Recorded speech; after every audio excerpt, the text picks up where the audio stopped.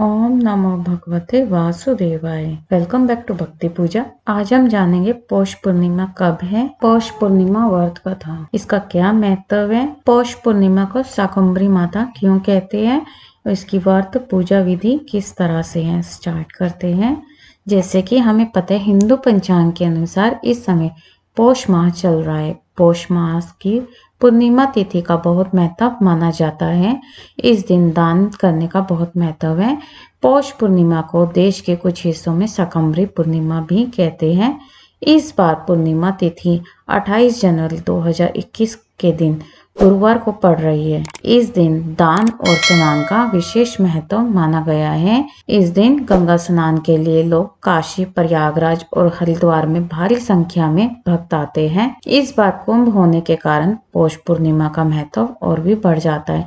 जैसे कि हम सब जानते हैं, इस बार कुंभ का मेला भी लग रहा है। पौष पूर्णिमा की तिथि व मुहूर्त आप स्क्रीन पर और डिस्क्रिप्शन बॉक्स में चेक कर सकते हैं। पौष पूर्णिमा का महत्व, धार्मिक मान्यता के अनुसार पौष मास भगवान सूर्य नारायण को समर्पित किया जाता है। पूर्णिमा तिथि चंद्रमा को समर्पित की जाती है, इसलिए पौष मास की पूर्णिमा होने के कारण इस तिथि की महत्व बहुत बढ़ जाता है। इस दिन सूर्य और चंद्रमा दोनों की पूजा करनी चाहिए। इससे व्यक्ति को विशेष फल की प्राप्ति होती है। मान्यता है कि पौष पूर्णिमा पर नदी में स्नान करके सूर्य को अर्घ्य देने से मनुष्य की सभी मनोकामनाएं पूर्ण होती है। इस दिन व्रत करके रात में चंद्रोदय होने पर चंद्रमा की पूजा करनी चाहिए एवं अर्घ्य देकर व्रत का पारण करना चाहिए। मीन्स व्रत को खोलना चाहिए। आज के दिन संगम में स्नान करने से सभी पापों से मुक्ति मिलती है और पुण्य की प्राप्ति होती है। यहाँ तक कि यदि किसी ने पूर्व जन्म में भी भूल से कोई पाप किया गया है तो उसका भी पाप नष्ट हो जाता है और मोक्ष प्राप्त हो जाता है। जो लोग प्रयागराज नहीं जा पाते वह नासिक, उज्जैन या हरिद्वार में पवित्र नदी में डुबकी लगाते हैं। पौष पूर्णिमा का दूसरा महत्व यह भी है कि माँ दुर्गा आज के दिन ही माँ शाकंभरी देवी के नाम से अवतरित हुई थी। ऐसे में बहुत से भक्त आज के दिन माँ शाकंभरी देवी की पूजा आराधना भी करते हैं।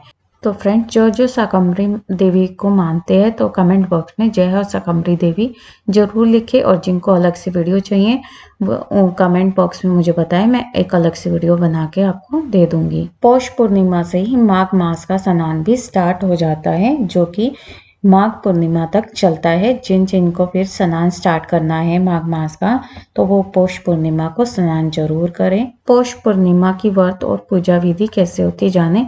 पौष पूर्णिमा के दिन पवित्र नदी में स्नान का बहुत महत्व माना जाता है। यदि आप स्नान के लिए नदी पर ना जा सके तो इस दिन प्रातः जल्दी उठकर घर पर ही पानी में गंगा जल मिलाकर स्नान करें। बहुत से लोग सूर्योदय का स्नान सबसे अच्छा मानते हैं। इसके बाद लोग शिवलिंग पर जल अभिषेक करते हैं और देवी देवताओं की पूजा करते हैं। आज के दिन भगवान सत्यनारायण यानी भगवान विष्णु की भी पूजा की जाती है। कुछ लोग तो आज के दिन भगवान सत्यनारायण का व्रत कथा भी करवाते हैं। व्रत का संकल्प लेने के बाद भगवान विष्णु की विधि विधान से पूजा करें। विष्णु जी को नैवेद्य अर्पित करें और आरती करें। इस दिन सूर्य पूजा का भी विशेष महत्व है, इसलिए सूर्य मंत्र का उच्चारण करते हुए भगवान सूर्य नारायण को अर्घ्य दें। पूरे दिन भगवान का स्मरण करते हुए दिन व्यतीत करें। रात में चंद्रमा निकलने के बाद चंद्रदेव का विधिवत धूप, दीप आदि से पूजन करें और चंद्रमा का अर्घ्य दें। और भक्तजन, आज के दिन दान का बहुत महत्व है, तो दान देना ना भूलें। पूर्णमासी व्रत कथा, कहा जाता है कि एक दिन श्री कृष्ण जी ने अपनी माता से कहा कि इस भूमंडल पर एक अत्यंत प्रसिद्ध राजा चंद्रहास से फलित अनेक प्रकार के रत्नों से परिपूर्ण कतिका नाम की एक नगरी थी। वहां पर धनेश्वर नाम का एक ब्राह्मण था और उसकी स्त्री अति सुशील रूपवती थी। दोनों ही उस नगरी में बड़े प्रेम के साथ रहते थे। घर में धन धान्य आदि की कमी नहीं थी। उनको एक बड़ा दुख था कि उनको कोई संतान नहीं थी। इस दुख से वह अत्यंत दुखी रहते थे। एक समय एक बड़ा तपस्वी योगी उस नगरी में आया। वह योगी उस ब्राह्मण के घर को छोड़कर अन्य सब घरों में भिक्षा लाकर भोजन किया करता था। रूपवती से वह भिक्षा नहीं लिया करता था। उस योगी ने एक दिन रूपवती से भिक्षा न लेकर किसी अन्य घर से भिक्षा लेकर गंगा किनारे जाकर भिक्षानन को प्रेम पूर्वक खा रहा था कि धनेश्वर ने योगी को यह सब कार्य किसी प्रकार से देख लिया। अपनी भिक्षा के अनादर से दुखी होकर धनेश्वर योगी से बोला, महात्मन, आप सब घरों से भिक्षा लेते हैं परंतु मेरे घर की भिक्षा कभी भी नहीं लेते, इसका कारण क्या है? योगी ने कहा कि निसंतान के घर की भीख पतितों के अन्न के तुल्य होती है और जो पतितों का अन्न खाता है वह भी पतित हो जाता है। चूंकि तुम निसंतान हो अतः पतित हो जाने के भय से मैं तुम्हारे घर की भिक्षा नहीं लेता हूँ। धनेश्वर यह बात सुनकर अपने मन में बहुत दुखी हुआ और हाथ जोड़कर योगी के पैरों पर गिर पड़ा तथा आर्तभाव से कहने लगा, हे महाराज, यदि ऐसा है तो आप मुझको पुत्र प्राप्ति का उपाय बताइए। आप सर्वज्ञ हैं, मुझ पर अवश्य ही आप कृपा करोगे। धन की मेरी घर में कोई कमी नहीं है परंतु मैं पुत्र न होने के कारण अत्यंत दुखी हूँ। आप मेरे इस दुख का हरण करें, आप सामर्थ्यवान हैं। यह सुनकर योगी कहने लगे, हे ब्राह्मण, तुम चंडी की आराधना करो। घर आकर उसने अपने स्त्री से सब वृत्तांत कहा और स्वयं तप के निमित्त वन में चला गया। वन में जाकर उसने चंडी की उपासना की और उपवास किया। चंडी माता ने 16वें दिन उसको स्वप्न में दर्शन दिए और कहा, हे धनेश्वर, जा तेरे पुत्र होगा परंतु वह 16 वर्ष की आयु में ही मृत्यु को प्राप्त हो जाएगा। यदि तुम दोनों स्त्री पुरुष 32 पूर्णमासियों का व्रत विधि पूर्वक करोगे तो वह दीर्घायु होगा। जितनी तुम्हारी सामर्थ्य हो आटे के दिए बनाकर शिव जी का पूजन करना, परंतु पूर्णमासी को 32 जो जाने चाहिए। प्रातः काल होने पर इस स्थान के समीप ही तुम्हें एक आम का वृक्ष दिखाई देगा। उस पर तुम चढ़कर एक फल तोड़कर शीघ्र अपने घर चले जाना। अपने स्त्री से सब वृत्तांत कहना। ऋतु स्नान के पश्चात वह स्वच्छ होकर श्री शंकर जी का ध्यान करके उस फल को खा लेगी। तब शंकर भगवान की कृपा से उसको गर्भ हो जाएगा। जब वह ब्राह्मण प्रातः काल उठा तो उसने उस स्थान के पास ही एक आम का वृक्ष देखा जिस पर एक अत्यंत सुंदर आम का फल लगा हुआ था। उस ब्राह्मण ने उस आम के वृक्ष पर चढ़कर उस फल को तोड़ने का प्रयत्न किया परंतु वृक्ष पर कई बार प्रयत्न करने पर भी वह ना चढ़ पाया। तब तो उस ब्राह्मण को बहुत चिंता हुई और विघ्न विनाशक श्री गणेश जी की वंदना करने लगा। हे दयानिधे, आपने भक्तों के विघ्नों का नाश करके उनके मंगल कार्यों को करने वाले, दुष्टों का नाश करने वाले, रिद्धि सिद्धि के देने वाले, आप मुझ पर अपनी कृपा करें, इतना बल दे कि मैं अपने मनोरथ को पूर्ण कर सकूं। इस प्रकार गणेश जी की प्रार्थना करने पर उनकी कृपा से धनेश्वर वृक्ष पर चढ़ गया और उसने एक अति सुंदर आम का फल देखा। उसने विचार किया कि जो वरदान से फल मिला था वह यह है और कोई फल दिखाई नहीं देता।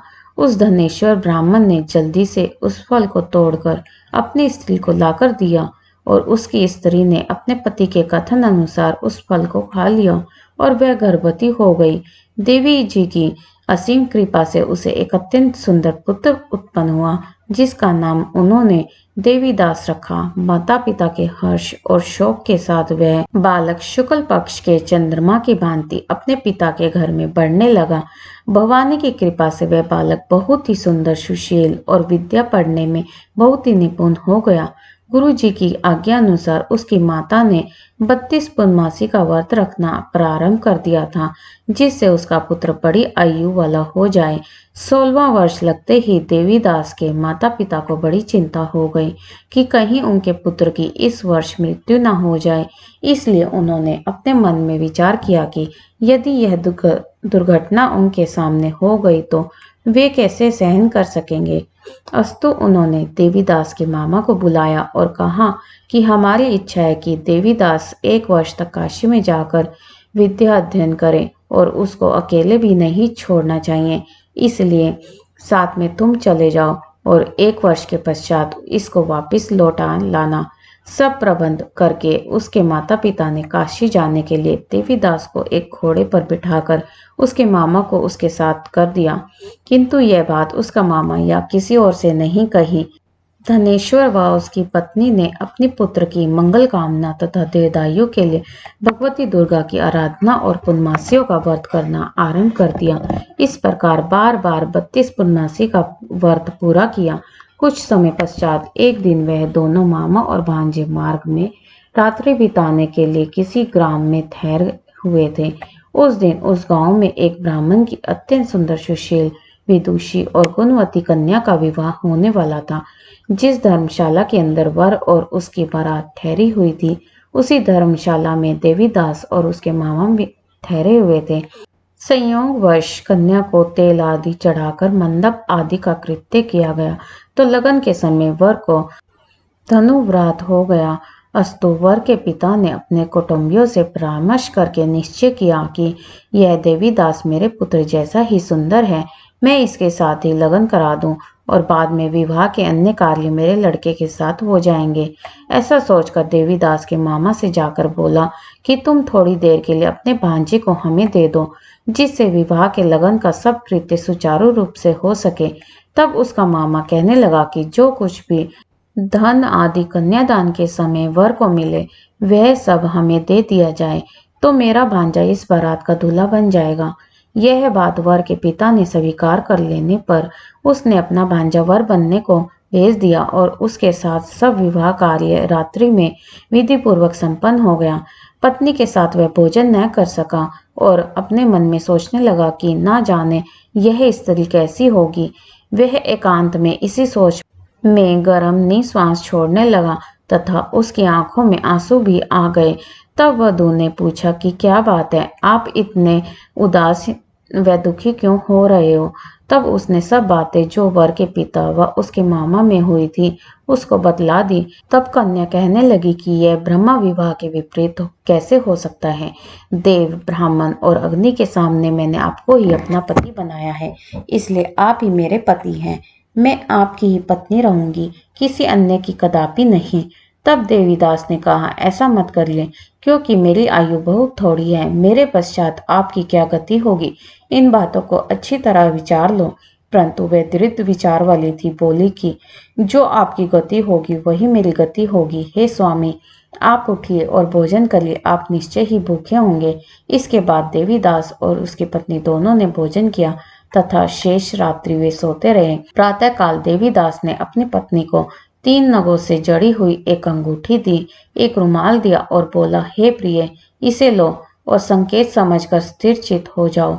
मेरा मरण और जीवन जानने के लिए एक पुष्प वाटिका बना लो, उसमें सुगंधित वाली एक नव मालिका लगा दो। उसको प्रतिदिन जल से सिंचा करो और आनंद के साथ खेला कूदो तथा उत्सव मनाओ। जिस समय और जिस दिन मेरा प्राण अंत होगा, ये फूल सूख जाएंगे और जब ये फिर हरे हो जाए तो जान लेना कि मैं जीवित हूँ। यह बात निश्चय करके समझ लेना, इसमें कोई संशय नहीं है। ये समझाकर वह चला गया। प्रातःकाल होते ही वहां पर गाजे बाजे बजने लगे और जिस समय विवाह के कार्य समाप्त करने के लिए वर तथा सब बाराती मंडप में आए, तो कन्या ने वर को भली प्रकार से देखकर अपने पिता से कहा, यह मेरा पति नहीं है, इसके साथ मेरा विवाह नहीं हुआ है। मेरा पति वही है जिसके साथ रात्रि में मेरा पानी ग्रहण हुआ था, इसके साथ मेरा विवाह नहीं हुआ है। यदि यह वही है तो बताए कि मैंने इसको क्या दिया। मधुपर्क और कन्यादान के समय जो मैंने आभूषण दिए थे उन्हें दिखाई तथा रात में मैंने क्या गुप्त बातें कही थी वह सब सुनाई। पिता ने उसके कथन अनुसार वर को बुलाया। कन्या की यह सब बातें सुनकर वह कहने लगा कि मैं कुछ नहीं जानता। इसके पश्चात लज्जित होकर वह अपना समूह लेकर चला गया और सारी बारात भी अपमानित होकर वहां से लौट गई। भगवान श्री कृष्ण बोले, हे माता, इस प्रकार देवीदास काशी विद्या अध्ययन करने के लिए चला गया। जब कुछ समय बीत गया तो काल से प्रेरित होकर एक सर्प रात्रि के समय उसको डसने के लिए वहां पर आया। उस विषधर के प्रभाव से उसके शयन का स्थान चारों ओर से विष की ज्वाला से विषीला हो गया, परंतु वर्तराज के प्रभाव से उसको काटने न पाया, क्योंकि पहले ही उसकी माता ने 32 पूर्णिमा का व्रत कर रखा था। इसके बाद मध्याह्न के समय स्वयं काल वहां पर आया और उसके शरीर से उसके प्राणों को निकालने का प्रयत्न करने लगा। जिससे वह मूर्छित होकर पृथ्वी पर गिर पड़ा। भगवान की कृपा से उसी समय पार्वती जी के साथ शिव शंकर जी वहां पर आ गए। उसको मूर्छित दशा में देखकर पार्वती जी ने भगवान शंकर से प्रार्थना की, हे महाराज, इस बालक की माता ने पहले 32 पूर्णिमा का व्रत किया था, जिसके प्रभाव से हे भगवान आप इसको प्राण दान दे। भवानी के कहने पर भक्त वत्सल भगवान श्री शिव जी ने उसको प्राण दान दे दिए। इस व्रत के प्रभाव से काल को भी पीछे हटना पड़ा और देवीदास स्वस्थ होकर बैठ गया। उधर उसकी स्त्री उसके काल की प्रतीक्षा क्या करती थी।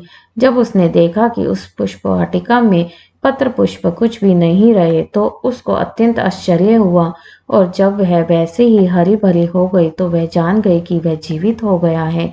यह देखकर वह बहुत प्रसन्न मन से अपने पिता से कहने लगी कि पिताजी, मेरे पति जीवित हैं, आप उनको ढूंढिए।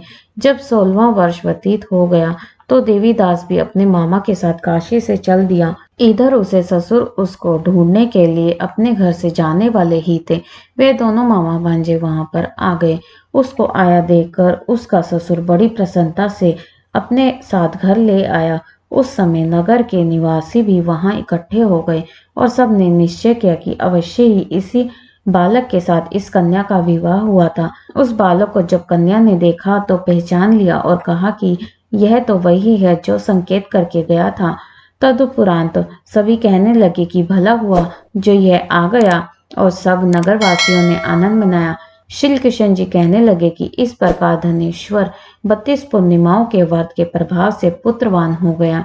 जो भी स्त्रियां इस व्रत को करती है वे जन्म जन्मांतर में वैधव्य का दुख नहीं भोगती और सदैव सौभाग्यवती रहती है। यह मेरा वचन है, इसमें कोई संदेह नहीं।